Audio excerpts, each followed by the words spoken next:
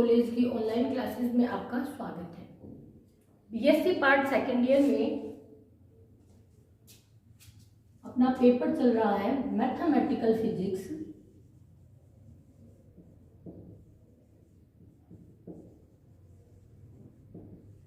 जिसमें आज अपन पढ़ेंगे टेंशन। तो देखो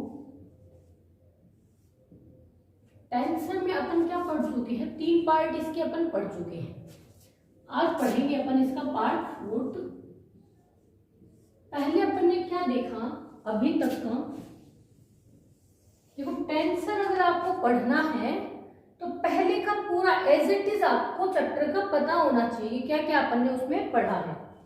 जैसे कि पहले पार्ट में अपन ने पढ़ा था टेंशन की डेफिनेशन।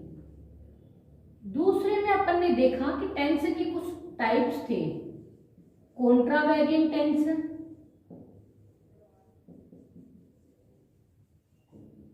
कोवेरिएंट टेंशन,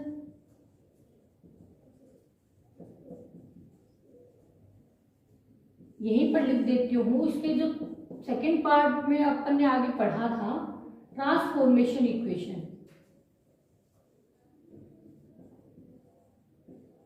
ठीक है, ट्रांसफॉर्मेशन इक्वेशन पढ़ा अपन ने सेकेंड पार्ट में, तो इसका पढ़ा, थर्ड पार्ट में इसका पढ़ा। फिर टाइप्स में था आपने मिक्स्ड टेंशन, जो सिलेबस में है, मैट्रिक टेंशन, एसोसिएट टेंशन,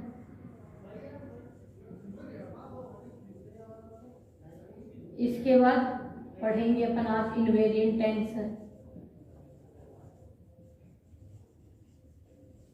ये पढ़ लिए, ये पढ़ लिए, ये पढ़ लिए। ट्रांसफॉर्मेशन इक्वेशन पढ़ा, मिक्स टेंशन देखा और अपन ने इनकी ट्रांसफॉर्मेशन इक्वेशन देखा था। आज अपन करेंगे इनवेरिएंट टेंशन।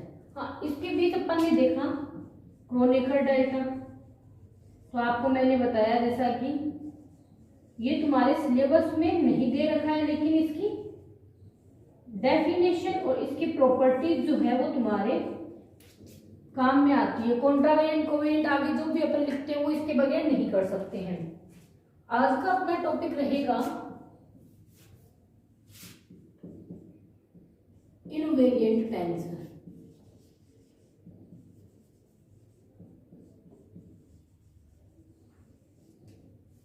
निश्चय सदिश।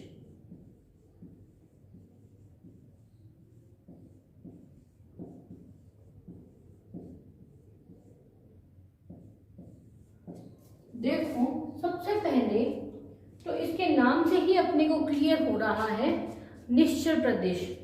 मतलब कि यदि कोई निर्देशांक है वो एस तंत्र में, यानी फ्रेम ऑफ एस में जो पढ़ते हैं, एस रेफरेंस फ्रेम में, वो एस रेस फ्रेम में जाए तो वो क्या होंगे, चेंज नहीं होंगे, परिवर्तित होंगे। तो वो क्या कहलाएंगे, निश्चल या अदिश या शून्य कोटि का प्रदेश कहलाता है। तो उसकी डेफिनेशन लिखो, यदि कोई राशि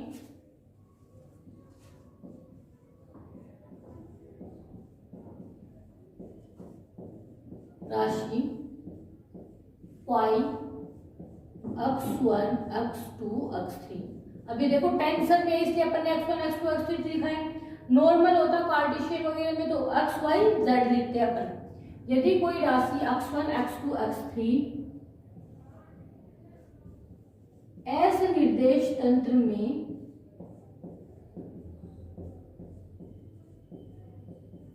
स्थित है, यदि इसके रूपांतरण समीकरण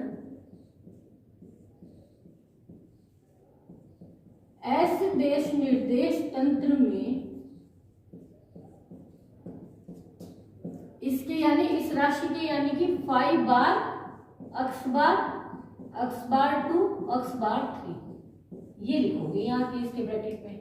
निर्देश तंत्र में परिवर्तित ना हो तो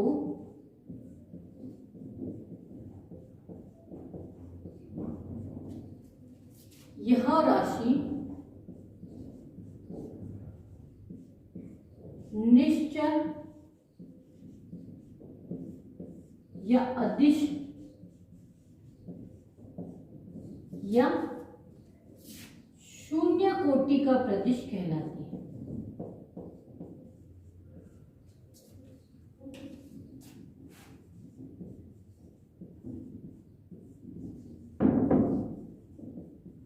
मतलब कि जो एस निर्देश तंत्र में है वही अपने को क्या मिलेगा, एस डैश निर्देश तंत्र में भी मिलेगा। जैसे कि इसको लिखना चाहें तो अर्थात phi x1 x2 x3 equal to phi bar x bar 1 x bar 2 x bar 3।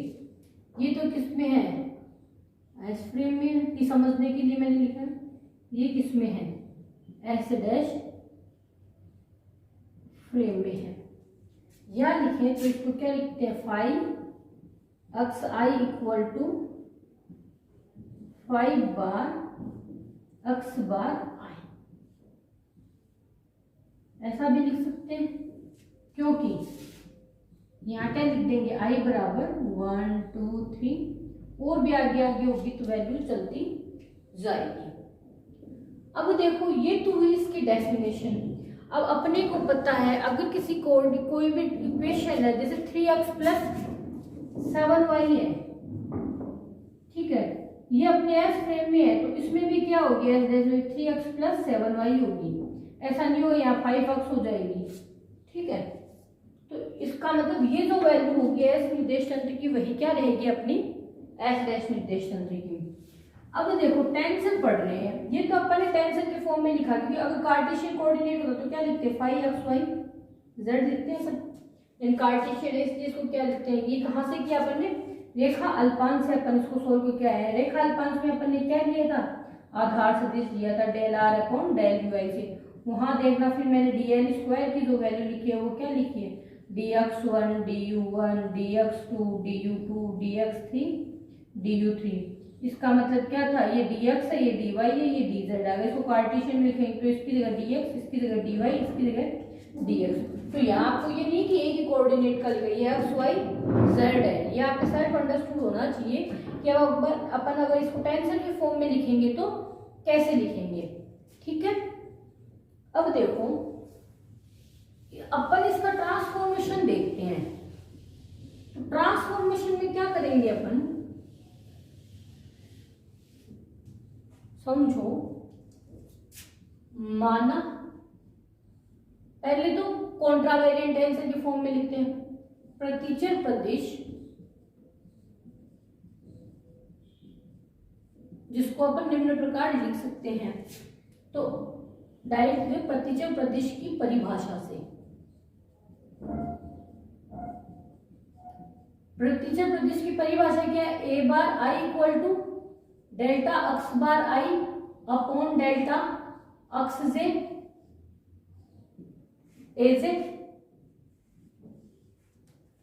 सहचर प्रदिश यानी ये तो क्या है, कॉन्ट्रावेरिएंट टेंशन है, ये क्या है, कोवेरिएंट टेंशन है। नाम में कंफ्यूज मत होना इनकी।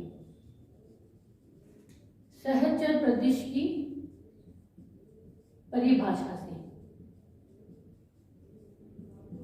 इसकी से लिखेंगे तो b बार आई, ठीक है, ये क्या लिखा अपन ने, delta x bar I delta x new a new, ठीक है।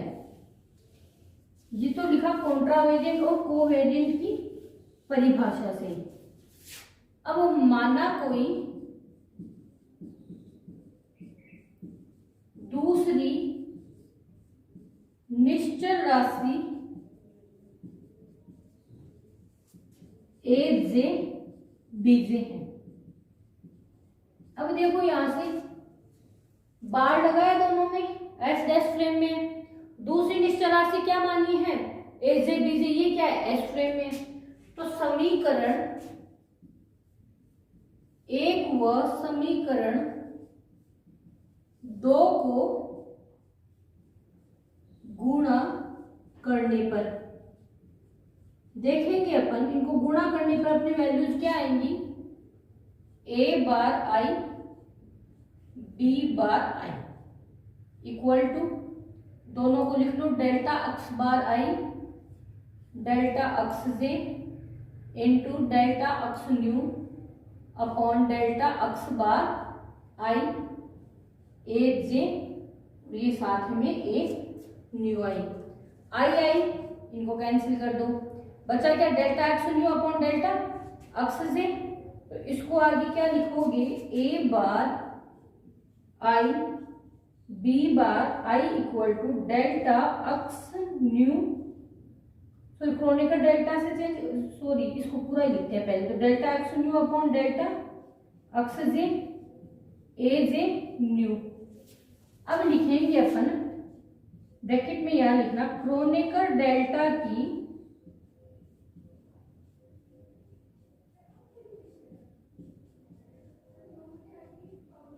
परिभाषा से, ये ए जे है इसको अलग लिख लो, ए न्यू को अपन ऐसे लिख लेते हैं भाई, ऐसा ही तो है, ए जे ए न्यू ऐसे लिख सकते हैं इसको।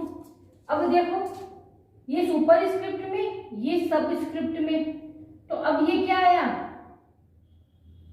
इसको क्या लिख सकते हैं अपन, delta nu J A nu A J. ये तो आया है अपने पास किससे, क्रोनिकल डेल्टा की परिभाषा से। अगर यहाँ पर अपन क्रोनिकल डेल्टा का गुणधर्म लगाए, जो परिभाषा लिखी थी, विशेषताएं लिखी थी, तो क्रोनिकल डेल्टा की के गुणधर्म से, गुणधर्म से करेंगे तो ये डमी इंडिसेज है, ये चेंज हो जाएगा, ए न्यू है, तो ये क्या बन जाएगा अपना, ए जे बच जाएगा, और एक ये वाला है अपने पास ए जे। ठीक है, तो ये देखो अपन ने किससे लिखा है, ये बी से लिखा है, ये इससे लिखा है, तो देखना इसको चेंज कर लेना, बी से लिखा है तो इसको बी न्यू कर देना, फिर लास्ट में भी कर सकते हो, स्टार्टिंग में भी कर सकते हो, तो इसका कहीं कोई इफेक्ट नहीं आएगा तुम्हारे। ठीक है, तो ये क्या लेके चले थे तुम,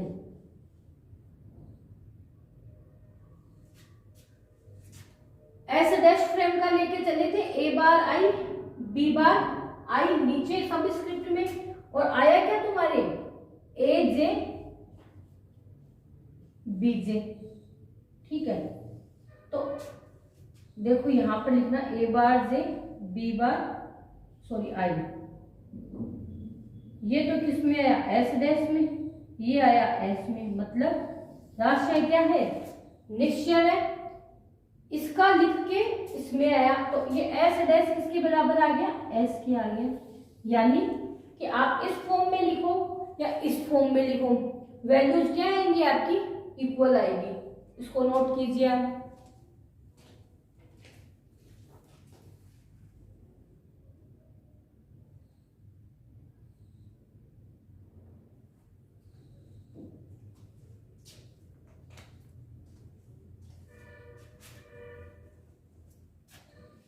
अब देखो अपन लिखेंगे symmetric and skew symmetric tensor, सममित व प्रतिसम्मित प्रदेश।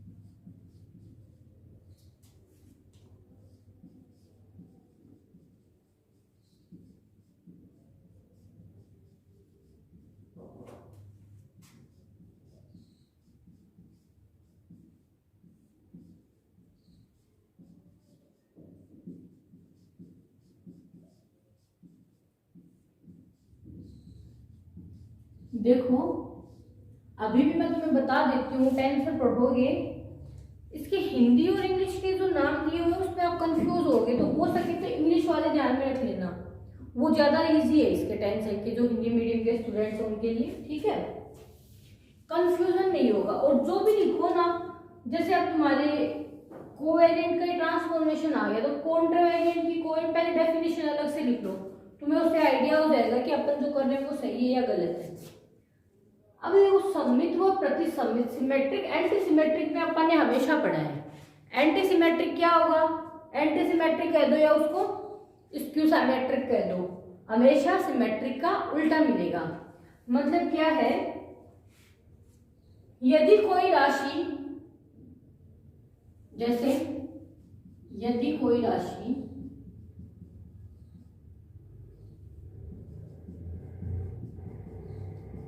एस निर्देश तंत्र में है, स्थित है, इसे एस डैश निर्देश तंत्र में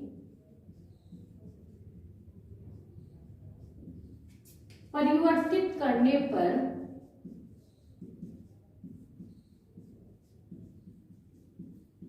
दिशा, दिशा का मतलब है ये साइन है उसके, पॉजिटिव और नेगेटिव, परिवर्तित ना हो तो वे राशियां सममित कहलाती है। अब देखो, परिवर्तित ना हो तो, अगर साइन है वो चेंज हो गए तो क्या कहलाएंगे, वो स्क्यू सिमेट्रिक।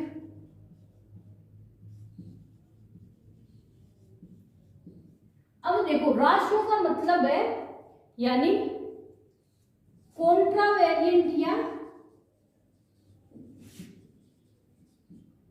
कोवेरिएंट क्वांटिटीज, ठीक है।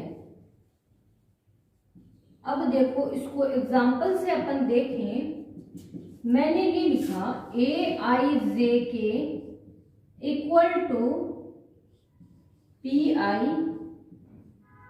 जे के, ठीक है, साइन वही है, तो ये क्या कहलाएंगे, ऊपर लिखा है सुपरस्क्रिप्ट में, यानी कि क्या है ये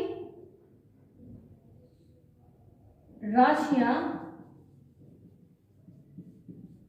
आई जे के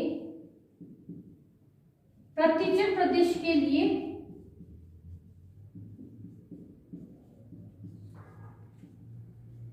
सममित है, सिमेट्रिक है। यही मैंने लिख दिया ए I J K equal to, sorry covariant के लिए लिखेंगे तो नीचे का लिख दिया, ये लो, इसका मतलब क्या हो गया, ये कोवेरिएंट के लिए, ये पार्ट तो क्या हो गया सिमेट्रिक का। यही जब एंटी सिमेट्रिक या स्क्यू सिमेट्रिक का लिखते हैं तो A I J K equal to minus B I J K, या A L M equal to B M L. तो ये तो क्या कहेंगे अपन, ये माइनस है, ये तो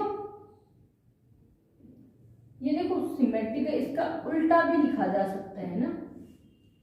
ये क्या है, एंटी सिमेट्रिक है किसके लिए, आई जे व के सापेक्ष। ये क्या है, L M equal to M L लिख सकते हैं, लेकिन माइनस का साइन आ जाएगा यहाँ पर, तो ये क्या हो गया, ये सारी टेन किसके लिए आ गई, कोवेरिएंट के लिए।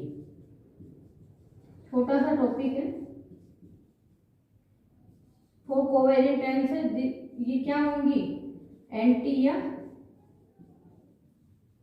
स्क्यू सिमेट्रिक, ठीक है। तो ये था आपका symmetric and anti symmetric and invariant tensor. ऐसे ही छोटी छोटी सी चीजें हैं जो तुम्हें पूछी जाती है। सिमेट्रिक एंटी सिमेट्रिक का हो सकता है तुम्हें डायरेक्ट नहीं पूछेगा, लेकिन तुम्हें पता होना चाहिए। इनवेरिएंट टेंसर है वो भी डायरेक्ट नहीं पूछे, उसकी प्रॉपर्टीज को पूछा जाता है। जैसे आप लिख दिया निश्चल प्रदिश की परिभाषा से, अब वो फाइव अक्स आई था, वो 5 बार एक्स बार आई लिख दिया, तो अक्स आई की जगह किसी वैल्यू में 5 बार एक्स बार या एक्स बार आई लिख देगा, क्योंकि वो अपन ने प्रूव करके देखा है कि इनवेरिएंट टेंशन में होता है, तो डायरेक्ट लिख देंगे उसको निश्चल प्रदेश की परिभाषा से। ठीक है, तो आप इसकी प्रैक्टिस और बुक से करते रहिएगा। एक क्वेश्चन तुम्हारे दिया हुआ है, वो एग्जाम्पल तुम जरूर करोगे, नेक्स्ट क्लास तक क्वेश्चन लिखोगे कि सिद्ध कीजिए कि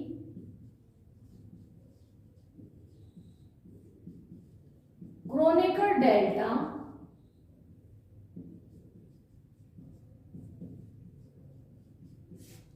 द्वितीय कोटि का मिश्रित प्रदेश है। ठीक है, मोस्ट इंपोर्टेंट जरूर देखिएगा, नेक्स्ट आंसर के डेफिनेशन से ही आपके हो जाएगा। ठीक है, थैंक यू।